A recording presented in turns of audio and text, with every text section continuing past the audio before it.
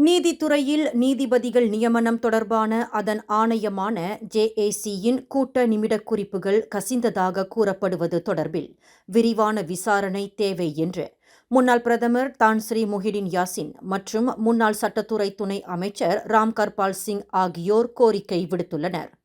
குறிப்பாக நீதித்துறையில் அதிகார துஷ்பிரயோகம் மற்றும் நீதித்துறை தலையீடு தொடர்பான குற்றச்சாட்டுகள் குறித்து விசாரணை நடத்தப்படுவது அவசியமாகும் என்று முஹிடின் யாசீனும் ராம் கர்பாலும் தனித்தனியாக வெளியிட்ட அறிக்கைகளில் கேட்டுக்கொண்டுள்ளனர்.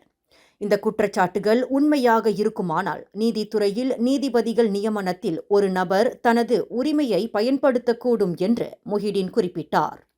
நீதித்துறை நியமனங்கள் நேர்மையுடன் மேற்கொள்ளப்படுவதை உறுதி செய்வதற்கு இது குறித்து விரிவான விசாரணை நடத்தப்படுவது அவசியமாகும் என்று ராம் கர்பால் கேட்டுக்கொண்டுள்ளார். மேலும் செய்திகளை தெரிந்து கொள்ள கீழே இருக்கும் பெல் பட்டனை அழுத்துங்கள். உங்கள் மகிழ்ச்சியை வெளிப்படுத்த லைக் மற்றும் ஷேர் செய்யுங்கள்.